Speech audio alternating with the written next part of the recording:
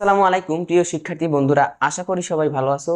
আলহামদুলিল্লাহ, আমিও ভালো আছি। এই পর্বে তোমাদের নবম দশম শ্রেণীর অনুশীলনী 9.1-এর 12 নম্বর প্রশ্নের সমাধান নিয়ে হাজির হয়েছি। তো সময় নষ্ট না করে চলো সমাধানে চলে যাই। এখানে বলা হয়েছে cosec A divided by cosec A minus one plus cosec A divided by cosec A plus one, এইটা সমান আমাদের প্রমাণ করে দেখাতে হবে টু সেক স্কোয়ার এ। এখন আমি এখান থেকে বাম পক্ষটা তুলে নিই ভাইয়া, ঠিক আছে? আমি এখান থেকে বাম পক্ষ তুলে নিই। বাম পক্ষে কি আছে? Cosec A divided by cosec A minus one, ঠিক আছে, plus cosec A divided by cosec A plus one. এইটা ছিল বাম পক্ষে, তাই না? বাম পক্ষটা আমি তুলে নিয়েছি। এখন এইখানে আমি ভাইয়া লসাগু করে দিই। তাহলে লসাগু দেখো, এইটা এইটা দুইটা কি এক জিনিস? লসাগুর ক্ষেত্রে আচ্ছা আমি তোমাদের একটা ট্রিক্স বলি, সেটা হলো ভাই আমরা যখন ছোটবেলায় মানে 7-8-এ থাকতে যখন আমরা লসাগু গসাগুর ম্যাথ করতাম, তখন কি শিখেছি? লসাগুর বেলায় যেগুলো কমন থাকবে ওইগুলো তুমি নিবা, এবং যেগুলো কমন থাকবে না তাও তুমি নিবা। আর গসাগুর বেলায় কি, যেগুলো তোমার যদি দুইটা রাশি থাকে, দুইটা রাশির মধ্যে যেটা কমন থাকবে ওইটাই হবে লসাগু, কমন না থাকলে লসাগু হবে না। সো এক্ষেত্রে আমি লসাগু করছি, তার মানে আমার কমন থাকলেও যাবে, না থাকলেও লসাগু যাবে। তাহলে এই জিনিসটা তো আনকমন, তাইলে দুটোটাই যাবে, কারণ আমি তো শিখেছি কমন থাকলেও যাবে, না থাকলেও যাবে। তাহলে কোসেকে মাইনাস ওয়ানও যাবে লসাগু, আবার কোসেকে প্লাস ওয়ানও যাবে। তাই লসাগুর ক্ষেত্রে আমি কি করবো ভাইয়া দেখো, আচ্ছা আচ্ছা সমস্যা নেই, লিখলাম আবার কোসেকে প্লাস ওয়ান, আমি লসাগু করে দিচ্ছি। আমি লসাগু নিয়ম অনুযায়ী কি করবা, এই প্রথম ভগ্নাংশের হর দ্বারা এটারে ভাগ করবা। তাহলে প্রথম ভগ্নাংশের হরকে কোসেকে মাইনাস ওয়ান, কারণ এইটার যদি তুমি এই টোটালটাকে ভাগ করো তাহলে এই কোসেকে মাইনাস ওয়ান আর ওই কোসেকে মাইনাস ওয়ান তো কাটা যাবে, বাকি থাকবে কি কোসেকে প্লাস ওয়ান। এই কোসেকে প্লাস ওয়ান দ্বারা উপরের কোসেককে তুমি গুণ করবা না, তাহলে উপরে কি হয় বলো? উপরে কোসেকে কোসেকে ইনটু এইটা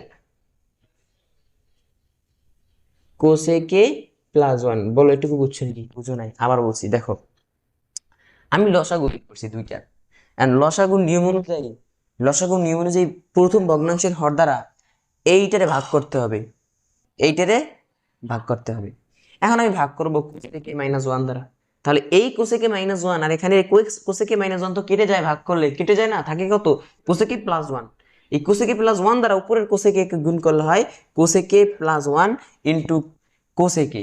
তাহলে এই প্লাসের প্লাস, এইবার এই ভগ্নাংশ দ্বারা এটাকে ভাগ করো, তাহলে কোসেকে প্লাস ওয়ান আর কোসেকে প্লাস ওয়ান কাটা যাচ্ছে, বাকি থাকে কি কোসেকে মাইনাস ওয়ান।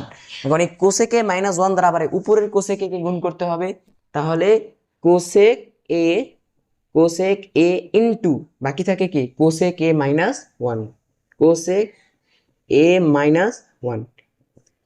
এবার নিচে একটু লক্ষ্য করো তো, এই পার্টটুকু আমি যদি এটাকে প্রথমে লিখি, এবার এটুকু শেষে লিখি, তাহলে এখানে কি হয়? এ প্লাস বি ইন্টু এ মাইনাস বি। তাহলে এখান থেকে আমি একসাথে ফর্মুলা বসিয়ে দিতে পারি এ স্কোয়ার মাইনাস বি স্কোয়ার। আমার এ হলো কোসেক, তাই cosec square A, cosec square A minus one, one square. কারণ কেন? ওয়ানটাই তো আমার বি, আমার বি তো হলো ওয়ান, তাই না?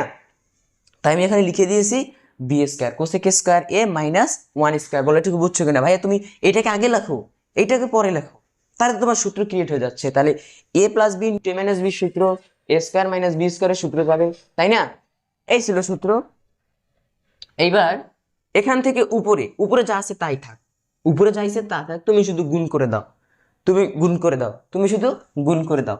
তার কোসেকে যদি আমি এটার সাথে এটা গুণ করি, কোসেকে যদি কোসেকের সাথে গুণ করি, তাহলে হয় cosec square A, cosec square এ। তারপর হলো কোসেকের সাথে ওয়ান গুণ করলে কি হয় বলো ভাইয়া?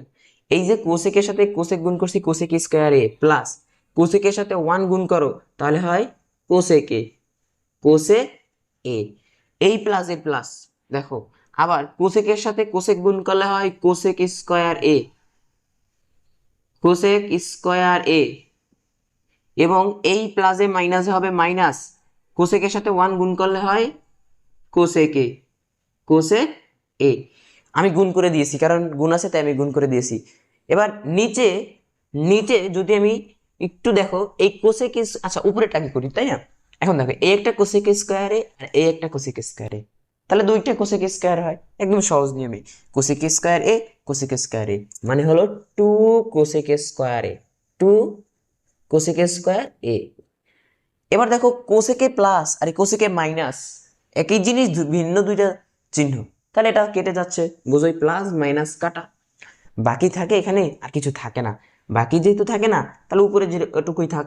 আর নিচে দেখো তো ভাইয়া কোসেক স্কোয়ার, লেখো কোসেক স্কোয়ার, কোসেক স্কোয়ার এ মাইনাস 1 স্কোয়ার মানে কি ভাইয়া 1 না, বলো 1 স্কোয়ার মানে তো 1 এই, 1 স্কোয়ার মানে কি ভাইয়া 1 না, মানে তুমি বলো। আচ্ছা এটুকু গেল। এইবার এখানে আমি রেখে দিলাম, বলো তো আমরা কি জানি, বলো আমরা জানি cosec square theta minus cot square theta সমান হলো 1, এই সূত্রটা আমরা জানি। তাহলে এখান থেকে যদি আমি এই কটের সূত্র বের করি, আমি যদি কটের সূত্র বের করি তাহলে কি হবে, কটটাকে এদিকে দিতাম আর মাইনাসটাকে এদিকে মানে 1টাকে এদিকে দিয়ে দাও, তাহলে কি হবে কোসেক স্কোয়ার থিটা মাইনাস 1, আর কট ওদিকে চলে গেলে থাকবে কি মাইনাসটা হয়ে যাবে প্লাস, তাহলে কট স্কোয়ার থিটা, এই কট স্কোয়ার থিটা মানে হলো cosec square theta minus 1, cot square theta মানে হলো কোসেক স্কোয়ার থিটা মাইনাস 1। তাহলে এখানে আছে কোসেক স্কোয়ার এ মাইনাস 1, এর পরিবর্তে কি আমি কট স্কোয়ার এ লিখতে পারি? অবশ্যই পারি। তাহলে আমি এটুকুর পরিবর্তে এখানে লিখতে পারি কি ভাইয়া, উপরে যা আছে তাই লেখো 2 cosec square A, cosec square এ, নিচে এটুকুর পরিবর্তে লিখতে পারি কট স্কোয়ার এ। যারা না বুঝছো প্রশ্ন করবা। কিভাবে লিখেছি ভাইয়া, কোসেক স্কোয়ার থিটা মাইনাস 1 মানে হলো কট স্কোয়ার থিটা, তাহলে কোসেক স্কোয়ার এ মাইনাস 1 কেন কট স্কোয়ার এ হবে না আমাকে বলো। এখন দেখো তো 2 ইনটু এই কোসেক, কোসেক মানে কি বলো, কোসেক মানে হলো 1 by sine square, cosec square A মানে হলো 1 by sine square divided by cot square মানে কি, কট স্কোয়ার মানে হলো cos square A by sine square A. বুঝছো কিনা বলো, বুঝছো কিনা? কারণ কি ভাইয়া কটের সূত্র কি sine theta by sorry cos theta by sine theta, তাহলে কট স্কোয়ার মানে হবে cos square A by sine square A. কথা কি বুঝছো? ওকে, এবার 2 কে রাখো।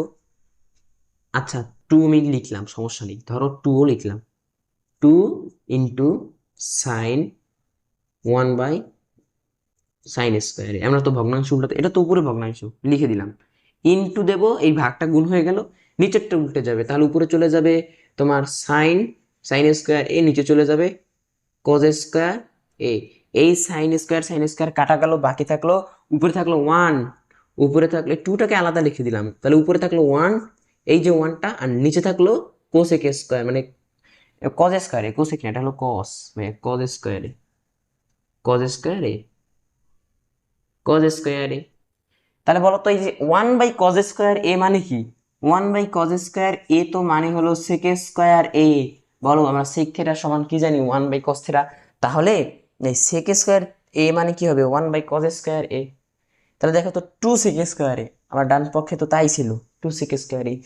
তাহলে এই ম্যাথটা খুবই গুরুত্বপূর্ণ, একটু প্র্যাকটিস করবা, বুঝছো? তো এই ছিল আজকের পর্ব, পরবর্তী পর্বে আবার দেখা হবে নতুন কোনো প্রশ্নের সমাধান নিয়ে। আসসালামু আলাইকুম।